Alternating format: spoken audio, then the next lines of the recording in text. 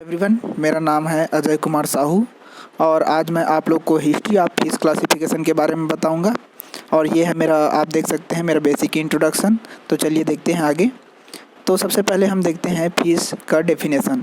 Fishes may be defined as aquatic cold blooded ectothermic vertebrates with a streamline body, skin with और without scales and gills and fins for aquatic respiration and locomotion. इनमें एक exception है order थूनिफॉर्मीज। Order थूनिफॉर्मीज के जो fishes हैं वो इस जो कैरेक्टर है वो इस डेफिनेशन में फिट नहीं बैठते हैं। तो हम जो है इस प्रकार से इसको कह सकते हैं कि जो फिशेस होते हैं वो क्या होते हैं, एक्वेटिक कोल्ड ब्लडेड वर्टिब्रेट्स होते हैं जिनकी बॉडी जो होती है संकरी होती है और स्किन जो है स्केल्स प्रेजेंट भी हो सकते हैं और नहीं भी हो सकते हैं। और इनमें रेस्पिरेटरी ऑर्गन कौन सा होता है, गिल्स होता है। और लोकोमोशन किसके द्वारा होते हैं, फिन्स के द्वारा होते हैं। अब देखते हैं इसका स्टडी ब्रांच। तो विज्ञान की वह शाखा जिसके अंतर्गत हम जो है फिशेस का अध्ययन करते हैं उनको क्या बोलते हैं, इक्थियोलॉजी कहते हैं, जो कि दो ग्रीक वर्ड इक्थिस और लोगोस से मिलकर बना होता है। इक्थिस मतलब होता है फिश एंड लोगोस मतलब होता है स्टडी। अब देखते हैं हम सेलियन फीचर, फिशेस में आखिर कौन कौन से जो कैरेक्टर है वो पाए जाते हैं। तो ये क्या होते हैं, एक्वेटिक आइदर फ्रेश वाटर और मेराइन एक्टोथर्मिक वर्टिब्रेट्स होते हैं।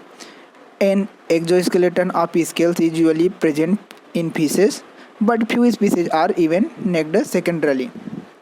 Integument contains mucous glands and chromatophores. तो म्यूकस ग्लैंड क्या होता है, एक म्यूसिलेजिनस लेयर हो। म्यूकस ग्लैंड जो होते हैं फिशेस के स्किन में पाए जाते हैं और इनको क्या प्रदान करते हैं, एक म्यूसिलेजिनस लेयर प्रदान करते हैं। और क्रोमेटोफोर्स क्या होते हैं, जो कि पिगमेंट प्रदान करने वाले ग्लैंड होते हैं। Skeleton is less massive than that of terrestrial vertebrates.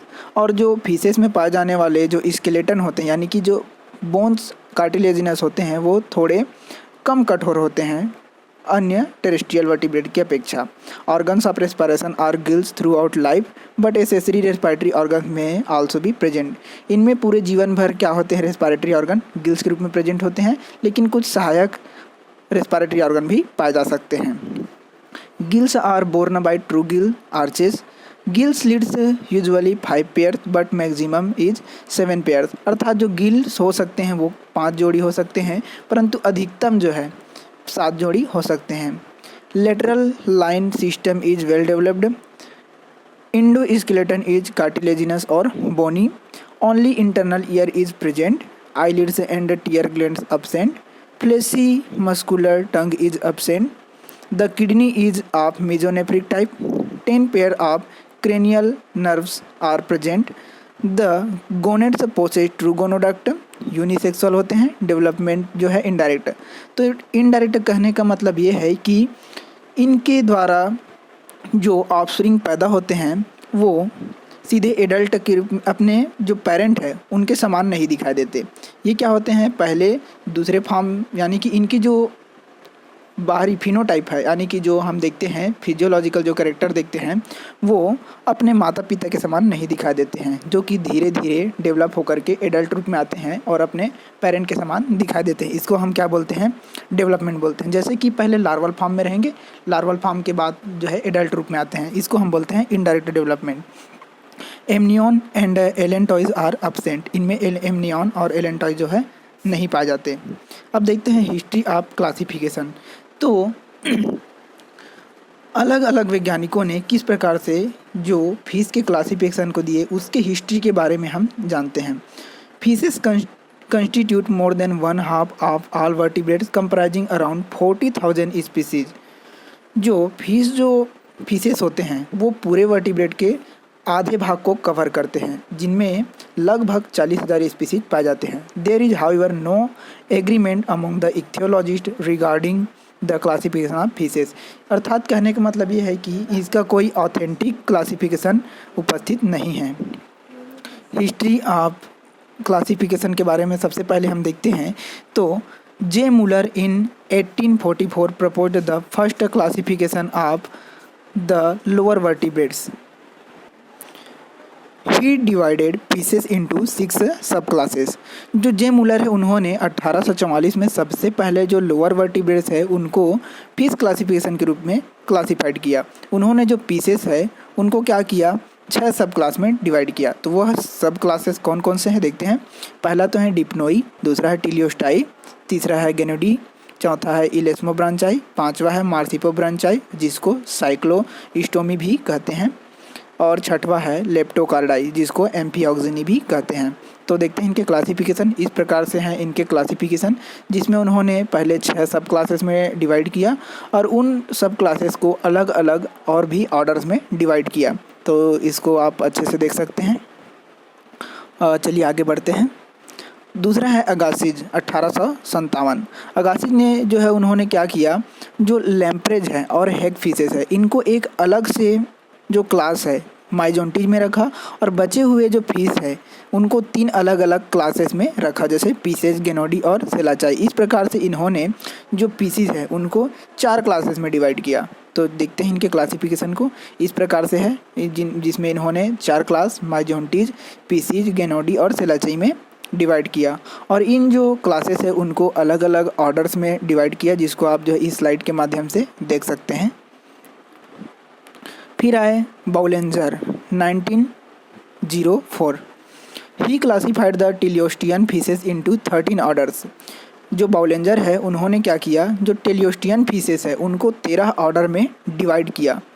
तो इस प्रकार से आप देख सकते हैं जो सब ऑर्डर्स हैं और ऑर्डर्स हैं उनको उन्होंने 13 सब ऑर्डर में डिवाइड किया, जिसमें मैलेक्टोप्टेरिजियाई, ऑस्टेरियोफाइसी, सिम्ब्रांचाई, एपोड्स, हेप्लोमी, हेटरोमी, कोटोस्ट्रेमी, पेरेसोसस, एनाकार्थिनी, एकैंथोप्टेरिजियाई, ओपिस्थोर्मी, पेडिकुलेटी, प्लेक्टोकार्थी। इस प्रकार से 13 सब ऑर्डर में डिवाइड किया। अब चौथा आता है सी टेट रेगन, जिन्होंने 1926 में अपना क्लासिफिकेशन दिया। Among the subsequent classification that of C Tate Regan 1926 must be mentioned first of all.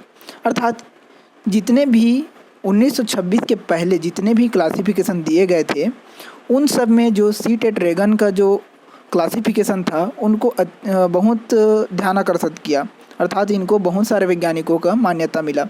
इन्होंने अपने इस क्लासिफिकेशन के लिए बहुत सारे फिशेस का अध्ययन किया, उन्होंने इसका ऑस्टियोलॉजिकल रिसर्चेस किया, उसके पश्चात अपना क्लासिफिकेशन दिया।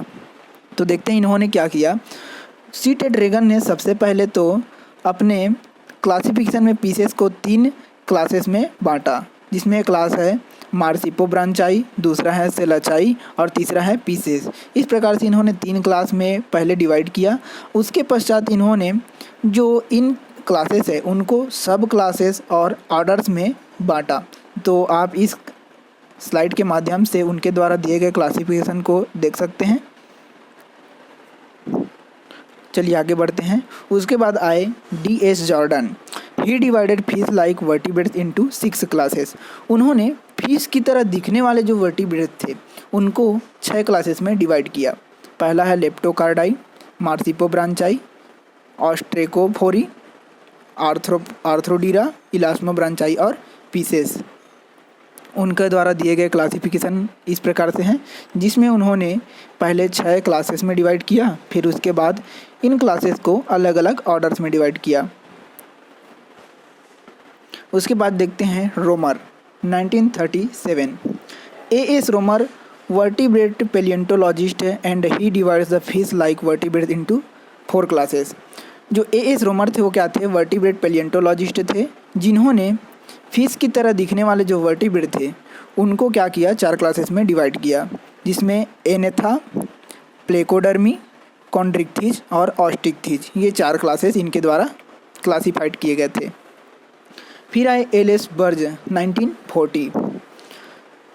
Gave an advanced and adapted classification of fishes. जो L.S. बर्ग के द्वारा दिए गए क्लासिफिकेशन वो क्या थे, बहुत ही एडवांस्ड थे और एडाप्टेड थे, अर्थात ये मान्यता प्राप्त थे। बहुत सारे वैज्ञानिकों ने इनके क्लासिफिकेशन को उपयोगी बताया। तो Berg put fishes into series Pisces, he divided Pisces into 7 classes. पहले तो बर्ज ने क्या किया, फिशेज को एक सीरीज जिसको क्या बोलते हैं पीसेस में रखा, और उन्होंने इस पीसेज जो सीरीज है उसको 7 क्लासेस में डिवाइड किया, जिसमें कि टेरिक्थीज, कोकोस्टाई, एकैंथोडाई, ये सब क्या है, ये जो 3 जो क्लासेस हैं वो पूरी तरीके से एक्सटिंक्ट यानी कि विलुप्त हो चुके हैं। Combined in a single class, इन तीनों क्लास को एक अलग से सिंगल क्लास में रखा, जिसको क्या बोलते हैं, प्लेकोडर्मी कहते हैं। फिर आज चौथा जो क्लास है इलास्मोब्रांचाई, होलोसिफेली, डिप्नोई और टिलियोस्टोमी। ये जो 4 से 7 जो क्लासेस हैं ये लिविंग क्लासेस हैं, जिनको अलग अलग क्लास के रूप में रखा। इस प्रकार से हम जो है एलिस बर्ग के द्वारा दिए गए क्लासिफिकेशन को देख सकते हैं, जिसमें कि उन्होंने सबसे पहले 7 जो सीरीज है पीसेस, जो है पीसेस को एक सीरीज जिसको क्या बोलते हैं पीसेस में रखा, और उस जो पीसेस जो सीरीज है उसको 7 क्लासेस में रखा। तो जिसमें टेरिक्थीज, कोकोस्टाई और जो एकैंथोडाई है ये सब क्या है, एक्सटिंक्ट हो चुके हैं। उनको एक अलग से क्लास प्लेकोडर्मी में रखा, और उसके बाद बाकी अलग से जो क्लास हैं उनको अलग अलग क्लास के रूप में डिवाइड किया। इस प्रकार से आप जो है देख सकते हैं। उसके पश्चात जो क्लासेस है उनको अलग अलग ऑर्डर में डिवाइड किया। फिर आप देखते हैं एलिस बर्ग का जो क्लासिफिकेशन था वो बहुत एडवांस्ड था और वैज्ञानिकों द्वारा मान्यता प्राप्त भी था, परंतु इनमें कुछ मेरिट और डिमेरिट भी थी, जिसके बारे में चलिए देखते हैं। मेरिट्स क्या क्या थे, अर्थात इनमें एडवांटेज क्या क्या थी उसको हम देखते हैं। In the past there were persisted lot of confusion in the application of term fish and pieces। जो एलिस बर्ग से पहले जो वैज्ञानिकों द्वारा क्लासिफिकेशन दिया गया था उनमें जो फिश और पीसीज ये जो टर्म है उनको लेकर बहुत कंफ्यूजन था, जिसको एलिस बर्ग ने क्या किया, फिश को एक सीरीज के अंतर्गत रखा जिसको हम पीसीज बोलते हैं, अर्थात जो पीसेस है वह एक सीरीज है। Many authors applied the term species to all the aquatic vertebrates directly, which also include the ostracoderms and cyclostomes, that is Agnatha besides Gnathostomes। इनसे पहले जो अनेक ऑथर्स थे उन्होंने पीसीज टर्म के लिए जितने भी एक्वेटिक वर्टिब्रेट्स हैं उनको, जैसे कि इनमें ऑस्ट्रेकोडर्म्स, साइक्लोस्टोम्स, इन सबको सभी के लिए क्या किया, पीसीज वर्ड रखा। परंतु जो ऑस्ट्रेकोडर्म्स और जो साइक्लोस्टोम्स है वो नेथोस्टोम्स नहीं थे, अर्थात वो क्या थे, एग्नेथा थे। यानी कि अलग अलग होने के बावजूद उनको एक ही पीसीज के रूप में बोला जाता था। L S Berg in his classification limited the term Pisces only for gnathostomes fishes, jawed fishes. परंतु एलिस बर्ग ने क्या किया, जो पीसीज टर्म है उसको केवल नेथोस्टोम्स फिशेज, नेथोस्टोम्स कहने का अर्थ है जो जॉ युक्त जो फिशेस होते हैं उनको नेथोस्टोम्स कहा जाता है। केवल नेथोस्टोम्स फिशेस के लिए ही पीसीज शब्द को क्या किया, उपयोग किया। His classification is based on the natural and phylogenetic group of fishes kingdom। जो एलिस बर्ग के द्वारा दिया गया क्लासिफिकेशन था वो क्या था, नेचुरल था, और फाइलोजेनेटिक किंगडम, जो phylogenetic group of fishes kingdom है उससे रिलेटेड था। Berg has divided directly the series Pisces into classes and avoided the term placoderm, Chondrichthyes, Osteichthyes, Ganoidei etc which are artificial units. Berg ने क्या किया, जो pieces है उनको सीधे जो क्लासेस में डिवाइड कर दिया। उन्होंने क्या किया, प्लेकोडर्म है, कॉन्ट्रिक्थीज है, ऑस्टिक्थीज, गैनोडी, ये सारे जो आर्टिफिशियल यूनिट्स है उनके जगह पर सीधे क्लास में डिवाइड किया। तो अब ये सारे तो एडवांटेज थे। अब देखते हैं इन सब एडवांटेज के बावजूद कुछ डीमेरिट्स भी थे। तो देखते हैं, the only demerit of Berg's classification is that he has retained the artificial unit teleostomi as was earlier pointed out by Stensio and Romer. उनके द्वारा दिए गए क्लासिफिकेशन में केवल डीमेरिट यह थी कि जो इन्होंने जो इनके क्लासिफिकेशन में आर्टिफिशियल यूनिट टिलियोस्टोमी का उपयोग किया, जिसको पहले ही स्टेंसियो और रोमर पहले ही बता चुके थे। इस प्रकार से इनके जो नेचुरल जो थे उनमें एक आर्टिफिशियल जो यूनिट है उसका भी उपयोग किया गया। अब देखते हैं कंक्लूजन। इस प्रकार से फिशेज जो हैं क्या हैं, कोल्ड ब्लडेड वर्टिब्रेट्स हैं जो कि वाटर में पाए जाते हैं। There are so many ichthyologist that had classified fishes in many ways, but out of them birds classification is more acceptable। बहुत सारे जो इक्थियोलॉजिस्ट थे उन्होंने फिशेस को क्लासिफाइड करने का प्रयत्न किया और उन्होंने क्लासिफाइड भी किया, परंतु जो बर्ज के द्वारा दिए गए क्लासिफिकेशन है वह अधिक एक्सेप्टेबल था। तो रेफरेंस के रूप में हम देख सकते हैं, मैंने पांडे शुक्ला जो फिशी बुक है उससे लिया है और एस खन्ना से और कुछ ऑनलाइन सोर्सेस मुझसे लिया है। Thank you for watching.